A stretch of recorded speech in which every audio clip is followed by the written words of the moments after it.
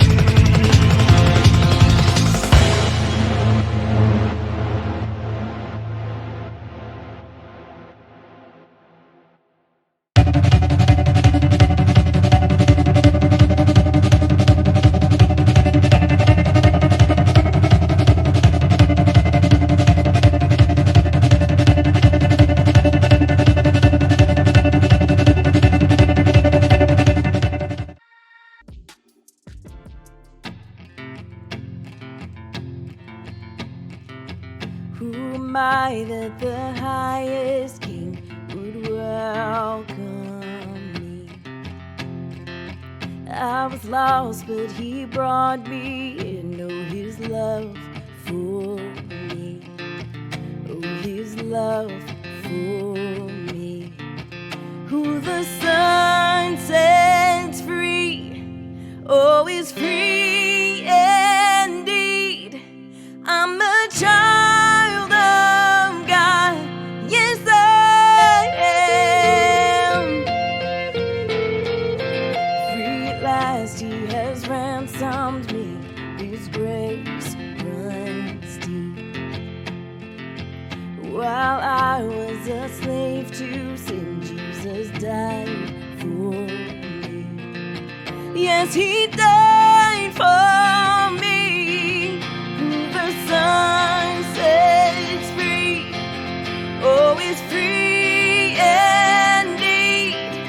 I'm a child of God, yes I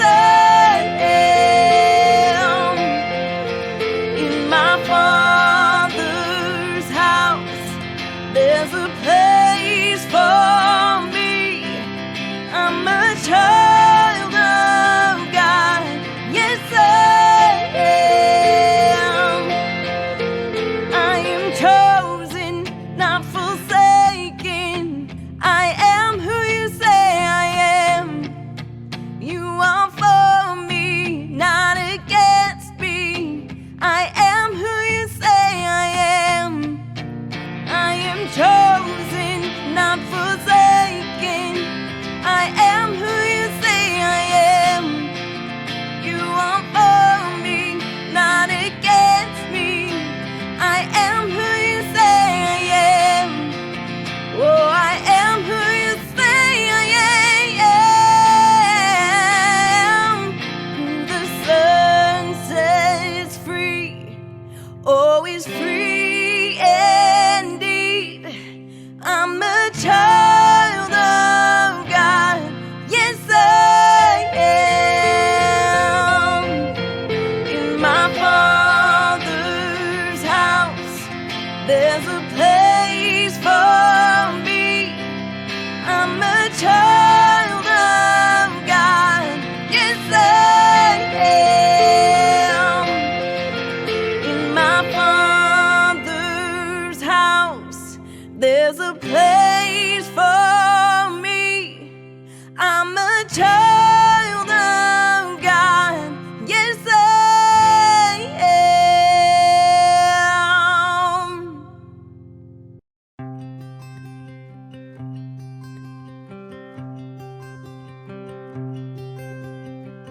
You were the Word at the beginning, one with God the Lord Most High. Your hidden glory in creation, now revealed that you are Christ. What a beautiful name it is. What a beautiful name it is. The name of Jesus Christ, my King. What a beautiful name it is.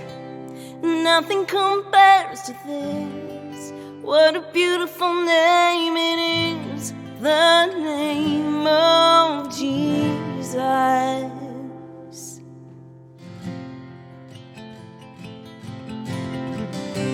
You didn't want heaven without us, so Jesus, you brought heaven down. My sin was great, your love was greater. What could separate us now? What a wonderful name it is. What a wonderful name it is. The name of Jesus Christ, my King. What a wonderful name it is.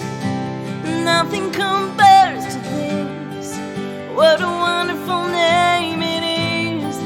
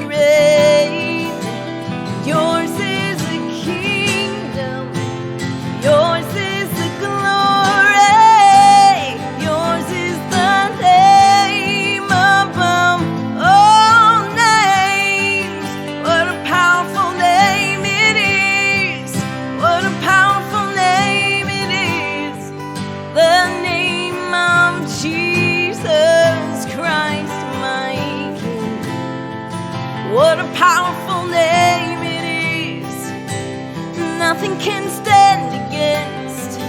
What a powerful name it is, the name of Jesus. What a powerful name it is, the name of Jesus. What a powerful name it is, the name of Jesus.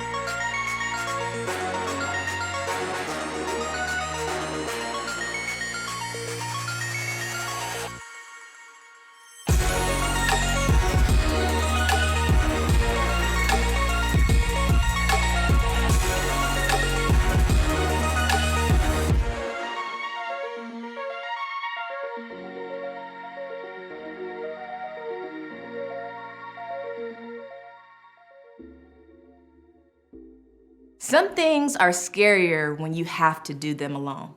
Am I right? Just think about it for a second. Haunted houses, presenting in front of a class, or trying out for a team are all scarier without friends. When I was in high school, one of the scariest times of the year was lunchtime on the first day of school. Can anybody relate? Now I know what you are thinking.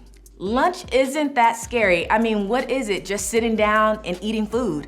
But go on this journey with me for one moment. We had 3 different lunch periods, so I never was sure who was going to be at lunch with me. Would my friends be there? Would the people I didn't like be there? Or even worse, would I have to sit with people I was only barely friends with? Not only did I not want to eat alone, I also didn't want to look lonely. I mean, who wants to feel or look lonely during lunchtime? Because of this, a normal thing like lunch became one of the most stressful times of the year. Things are simply better and less frightening when we can journey alongside of other people. And church is the same way. We're not saying that faith is scary or frightening, but there are parts of it that are confusing, just a little bit. It's easy and it's natural to deal with doubts and struggles.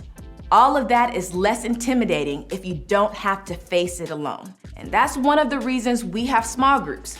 We don't want church to just be a sit and listen to the lecture. We have so much of that going on in our life. It's not a monologue from a stage. We want it to be a dialogue, a conversation between you and other people. The concept of small groups sounds nice, right? But I recognize that it might not be everyone's favorite thing. Maybe you're not even sure why we do them. You may not be into your small group, and for a good reason. For example, maybe you're thinking, I already have friends. You might be thinking, I don't need a small group. I have my people. Have you heard that saying, no new friends? That's probably what you're saying to yourself. Why do I have to be friends with people at church? That feels a little forced to me. Or maybe you don't like some of the people in your small group. Now look, we get it. We don't want to assume that if we put a group of people in the same group, they're all going to be best friends. Sometimes people just annoy people. Sometimes people don't have anything in common, and sometimes people struggle with personality differences. All of that is normal and natural. And sometimes you may even wonder, Am I supposed to fit in with this group? Or are they supposed to fit in with me? Either way, something is just a little off. You don't trust some of the people in your group. Maybe you like most of the people in your group, but you don't necessarily trust them. You're pretty sure that if you shared something deep and personal, someone would make a joke of it, or someone would talk about it outside of the group. You simply don't know the people in your group well enough. You don't know what they say or do outside the group. So being open and honest and vulnerable sounds good and all, but you are not sure if you can trust the people in your group. Or maybe you feel judged. Look, maybe you feel like your history or reputation isn't the best. You have made some mistakes in your past and you're looking around and you're trying to figure out, well, who has a story like mine's? Or maybe you are new to church or you don't know much about Christianity or the Bible. Or maybe you're not even sure what you think about this whole religion thing. If you are really honest, really honest, you would admit that you are a little nervous to speak up. You wonder things like, what if I sound stupid? What if I don't know what I'm talking about? What if I don't know how to articulate the things that I'm feeling on the inside? Or maybe you're thinking, I can't say anything in small group. I'm not well behaved enough. And no matter how much we say from stage that it doesn't matter what you've done, you are always welcome in small group, we still get that it's difficult to truly believe that message. You don't want to talk to people. Maybe you're not much of a talker in any situation. Or maybe you feel like you come to church to connect with God. You don't have to talk to other people to do that. It's not that you think it's bad or wrong. You just hate it when you are talking and other people are looking at you. So small group is actually kind of nerve-wracking for you. And again, I promise you, we totally get it. Now the list can go on and on. Maybe it's a different reason for you. Maybe you find yourself in small group wondering, what are we supposed to be doing here? Or counting the minutes until you can leave and go get some food. You may not even go. Instead, after service ends, you bounce because the small group time just isn't your thing. And sometimes you may simply wonder, what's the point of small group? That's what we are going to talk about for the next few minutes. And so let's start by taking it all the way back to the beginning. Like the very beginning. You may have heard of the very first chapter of the very first book in the Bible, Genesis. It starts with, in the beginning, God created, followed by a whole chapter listing all the things God created and how God ranked each thing. When God created light, God labeled it good. When God created the sky, He said it was good. The land, the plants, good. The sun, the moon, good. The animals in the ocean and sky, good. The animals on the land, you guessed it, good. But when God looked at His creation in human form, this is what He said. It is not good for the man to be alone. Did you catch that, or is it just me? The first not good thing in all of creation was being alone. So what's my point? Here it is. We are wired to not be alone. We are designed for connection. But you know that already because you know what your friendships mean to you.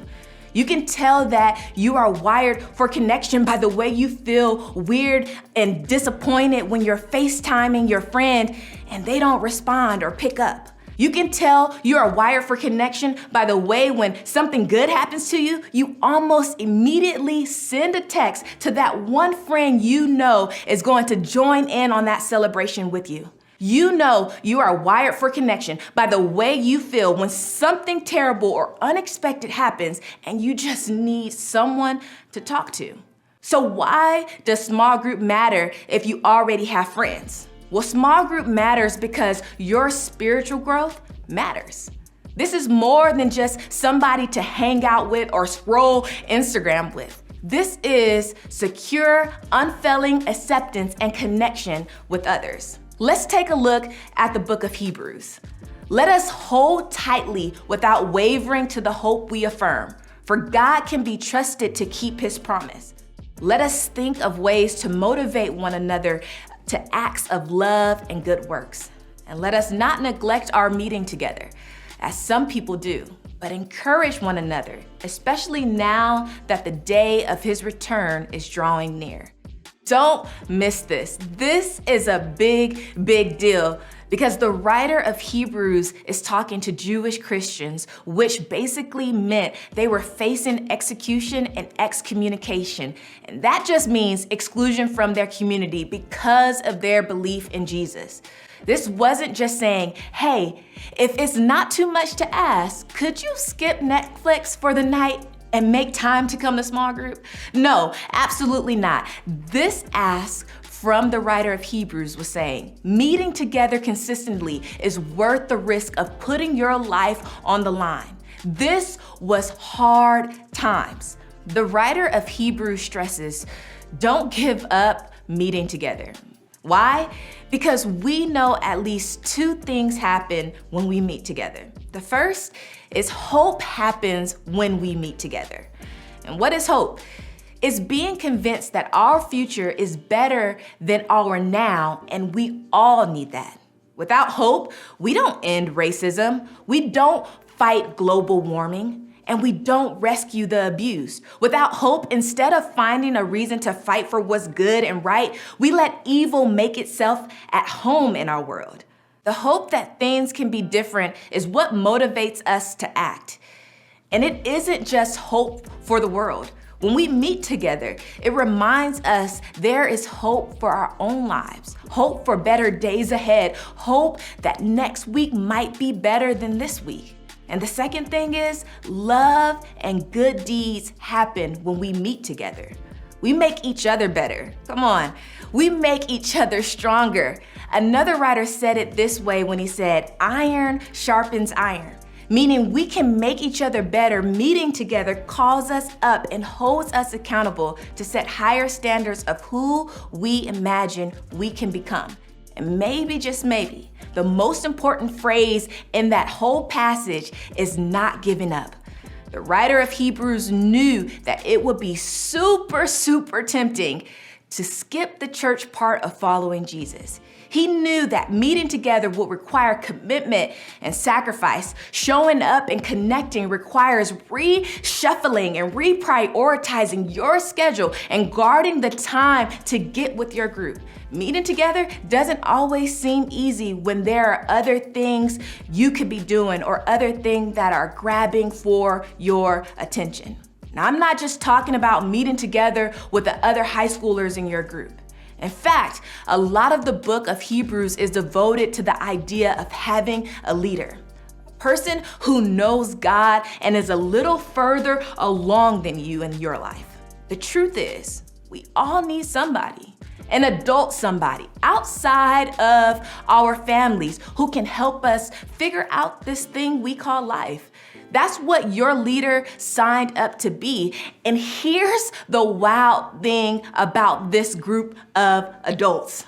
They actually want to do this. They signed up for real conversations about your real life. They don't need a fake or perfect version of you. They signed up to be here every single week for you, and not just the fake you, but the real you.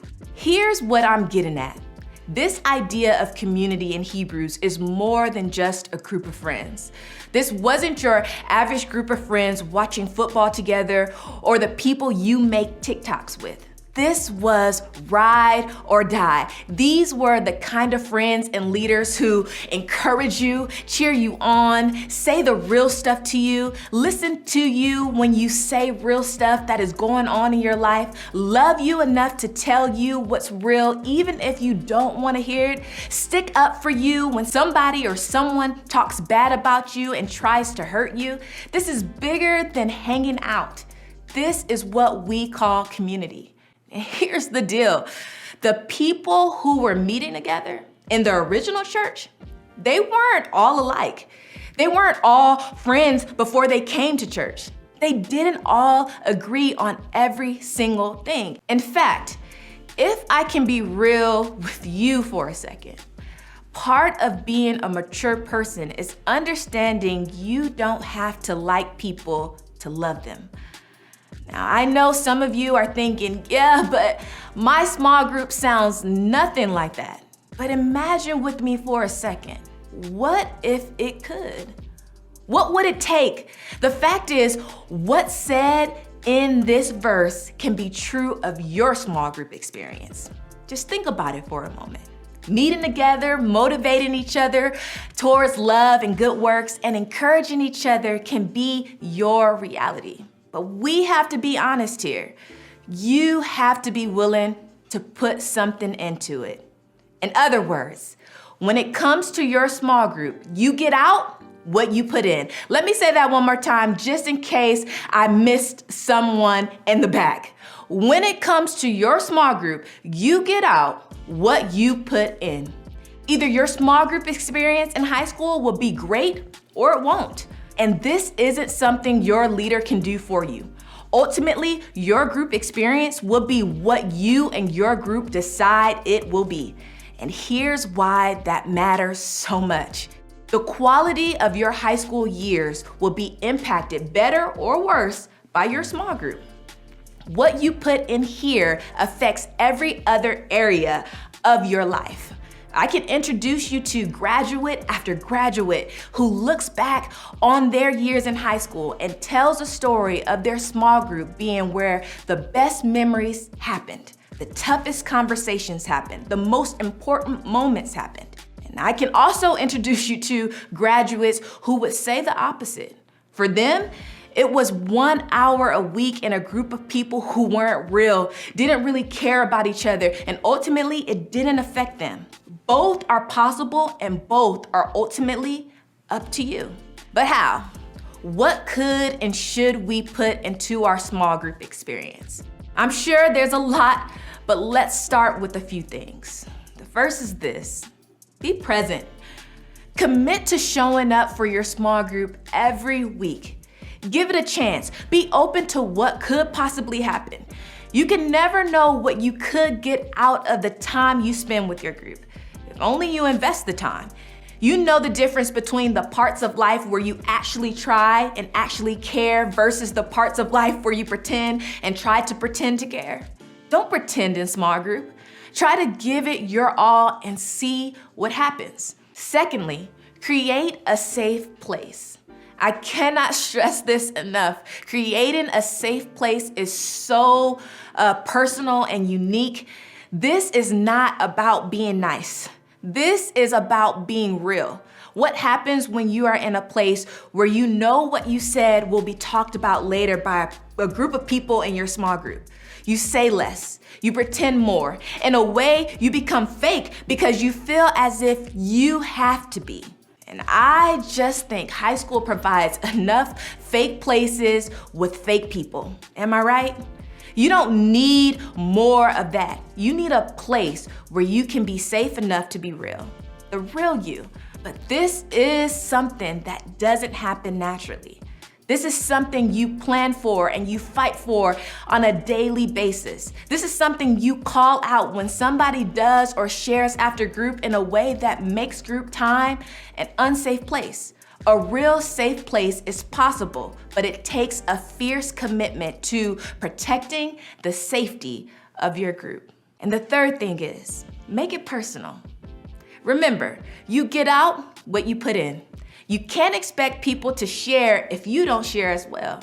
So try going first. You have to make the effort to get to know people and to care about them deeply. Send that text. Start the conversation. Sit with someone from your group in service that you don't normally sit with. Don't pretend like you don't know each other at school. Say hi. Welcome somebody new in group. Be willing to talk it out when you need to, even when it's difficult and hard. So what's the point? The point is that we are made for more than surface level relationships.